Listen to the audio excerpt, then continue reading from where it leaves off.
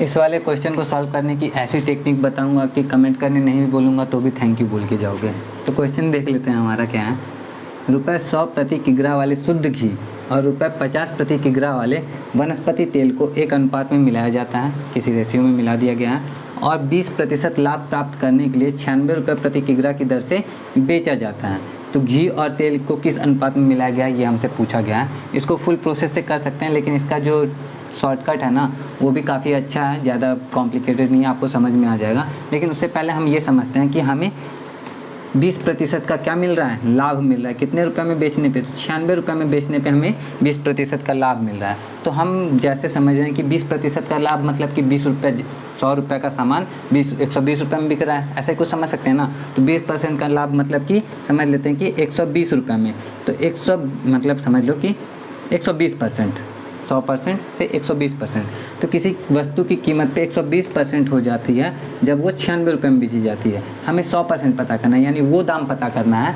कहने का मतलब है कि ₹96 में बेचे जाने पे हमें 20% का प्रॉफिट हो रहा है, तो कितने रुपए में बेचा जाए उसे कि हमें प्रॉफिट ही ना हो। तो हम ऐसे इसको कैलकुलेट कर रहे हैं कि 120% जो है वो 96 के बराबर आ रहा है। तो 1% जो होगा वो किसके बराबर होगा? तो हो जाएगा हमारा 96/120 के बराबर। 100% जो होगा हमारा वो किसके बराबर होगा? तो 96/120 गुना 100 के बराबर हो जाएगा। तो हम इसको कैंसिल करते हैं, ये 12 से ही कटने वाला है, तो 12 × 8 = 96 और 12 दहा में 120 और इसको इससे काट दिया तो ये आ गया हमारा 8 दहें 80। तो 80 रुपये में अगर बेचा जाता तो वो 100% मतलब कि उसमें प्रॉफिट उसको नहीं होता। ठीक है, चलो आते हैं कि हमें पता चल गया कि 80 रुपये में अगर बेचा जाता तो उसको प्रॉफिट नहीं होता। जिस अब किस अनुपात में मिला गया ये अभी हमें नहीं पता है, लेकिन ये पता है कि 80 रुपये में बेचा जाता तो उसको 20% का जो प्रॉफिट हो रहा है वो नहीं होता। 96 रुपये में बेचने पे 20% प्रॉफिट हो रहा है, लेकिन 80 रुपये में बेचने पे 20% का प्रॉफिट नहीं होता। अब आते हैं अनुपात पता करने वाले ट्रिक पे। तो बड़ा ही सिंपल सा है कि आपको जो भी वस्तु का दाम मालूम है, जैसे 100 रुपये प्रति केजी दाम है इसका, 50 रुपये प्रति केजी को इधर रखो, बीच में रखो अनुपात को। ठीक है, अब इस तरह का लाइन बना लो, इस तरह का लाइन बना लो। अब ये मत देखना कि 50 ऊपर है तो 50 में से 80 घटा रहे हैं। आप 80 में से 50 घटा दो, 30 आ गया आपका।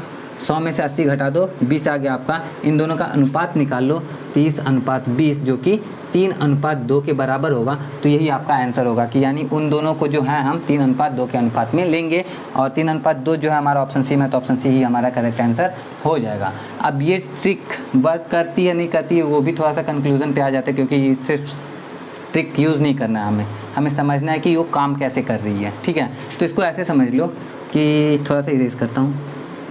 3:2 है ना, तो 3:2 से ही लेके चलते हैं कि मान लिया कि 100 रुपये केजी वाला जो हमारा शुद्ध घी था, हालांकि 100 रुपये में कौन सा शुद्ध घी मिलता है, पुराने ज़माने का क्वेश्चन हमारा, तो इसको हमने 3 केजी ले लिया। तो 3 केजी की कीमत क्या हो गई हमारी? 300 रुपये।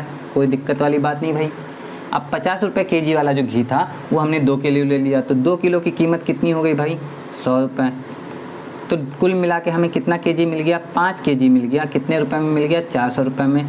तो हमारा लागत मूल्य कितना पड़, क्योंकि ये 100 रुपये प्रति केजी था, ये 50 रुपये प्रति केजी था, तो हमारा जो इसका कीमत आ गया वो आ गया 80 रुपये प्रति केजी, क्योंकि 400 में 5 से भाग देंगे तो 80 ही आने वाला है हमारा।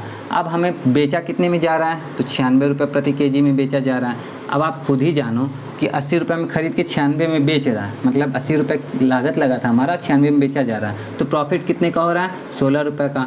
प्रॉफिट बटा क्रय मूल्य गुणे 100 कर देते हैं तो हमारा क्या आ जाता है? प्रॉफिट परसेंटेज आ जाता है। तो 16×5 = 80, 5 से 100 को काटो, 20 बार में कट गया और परसेंटेज आ गया हमारा 20%। यानी कि ये जो 20% से हम 80 पे पहुँचे थे और 80 से अनुपात पे पहुँचे, वो तरीका बिल्कुल काम करता है।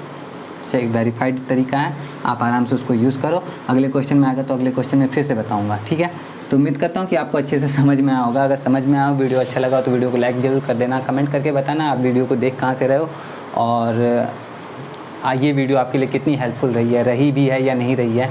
तो रही हो तो बताना कमेंट करके, पता भी तो चले कि क्या चल रहा है, कुछ समझ में आ रहा नहीं आ रहा।